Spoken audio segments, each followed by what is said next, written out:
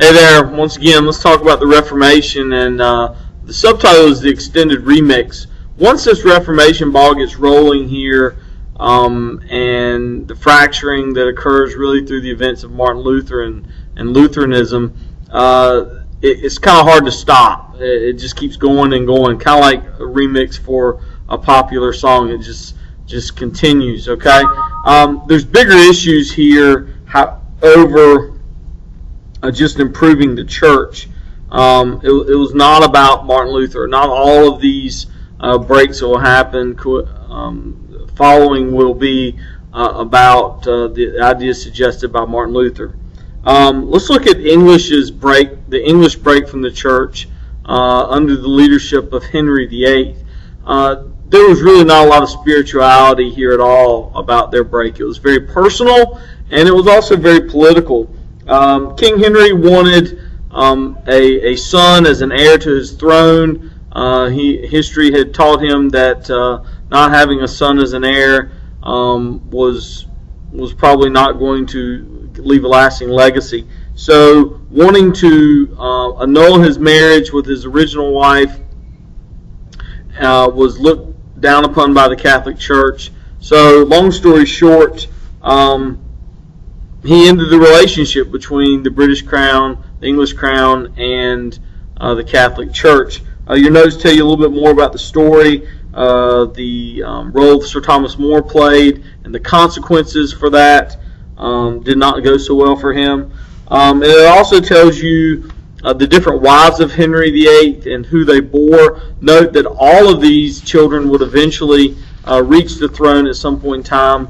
Probably the most significant and long-lasting of that was, of course, Elizabeth I, who had her own issues of power. Not really with the church, but definitely had an interesting legacy on her time on the throne. Note that this transition here of the English Reformation was one of Catholicism, or the Catholic to Anglican Church, the Church of England as it is known.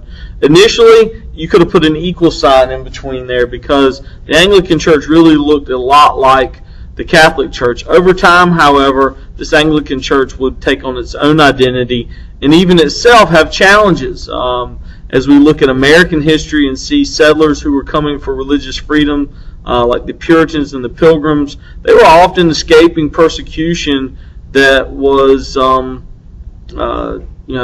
not conforming to the Anglican doctrines or the Anglican set of rules and procedures. Other faiths, however, other Protestants, and please note the word Protestant. Hopefully you can see the word protest there. Protestant faiths are those that were protesting the power and authority of the Catholic Church in Europe during this time. Ulrich Zwingli was a Catholic priest from Switzerland who would be heavily influenced by both Luther and the humanist Erasmus. It's tough to say together. He wanted his followers to have a more personal faith and more power in the church. He would initially try to join himself in his movement with Luther. However, differences over doctrine. I think one of the main disputes was how the elements of communion were seen as being either representations or being real in ideology there would prevent that.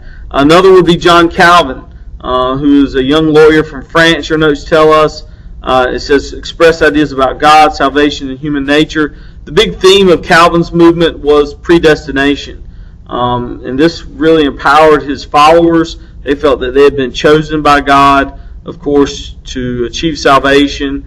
And they saw really theocracy as the best form of government. Now, this helped with unity, of course, within the movement, because once these folks would get control of the government wherever it was they were living, they could implement their religious policies and through the laws of the land. However, very bland lifestyles. And if you were differentiated in doctrine, we're going to look a lot like maybe the Catholic Church had during the Inquisition. If you differentiated from doctrine, the consequences were dire, i.e. burning at the stake. Tough way to go there. There's more notes here about different names that this group would take on. You may find more familiar Presbyterians as they moved to Scotland, and became very popular throughout Europe. And sometimes the clashes with Catholic control would be very violent. So the idea of religious warfare was not very foreign to these people. Note the Anabaptists. This is an interesting group who had some very different ideas about religious faith at that time. They would say that only people who were old enough and decided to be baptized could enter into the faith. They wanted a complete separation of church and state. Now, this was a very foreign idea. In fact, these people were considered very dangerous by both the Protestants and the Catholics at this time, because they would not adhere to fighting in wars. They wanted to share all possessions, very communal in their relationship with one another.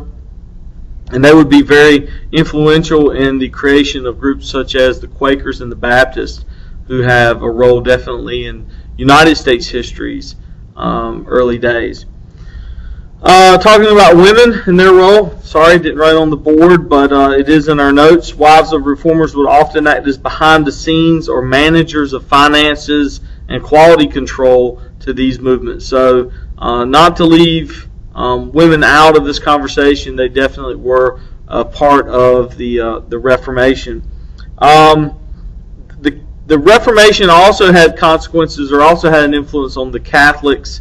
What we'll call a counter-revolution. Millions had remained faithful to Catholicism despite this movement, and the church decided to reform itself in order to stay in power.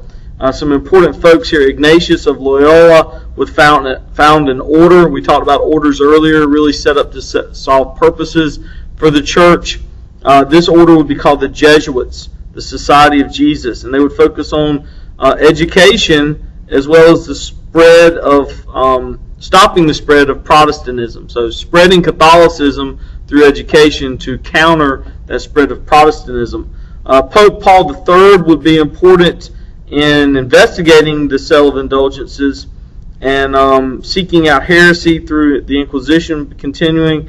Big note here would be the Council of Trent. Notice that the different decisions by this Council of Trent. Now, this Council of Trent didn't meet one weekend and come up with this stuff. It took 14 years. 14 years to come up with these main themes here, and basically concluded in saying the indulgences were valid expressions of faith. Again, post-justifying some of their earlier behaviors. Pope Paul IV would carry forth these decrees of the Council of Trent, and they've really kind of changed the direction of the Catholic Church at this point, and even issue a list known as the Forbidden Books. And of course, this would be some book burning that would take place. So, looking at your list of the legacy of the Reformation, note that it sets the stage for modern world religious effects as well as social and political. New denominations would be created. The Catholic Church was not totally a loser in this movement, as it would become more unified. Both sides would emphasize education as vehicles for their ideologies. Women would remain limited in power. And there's another note here that monarchs in the nation state would grow in power when it came to policies that they would implement.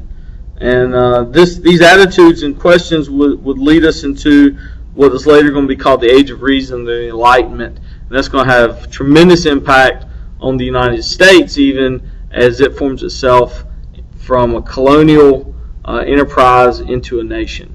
Thanks.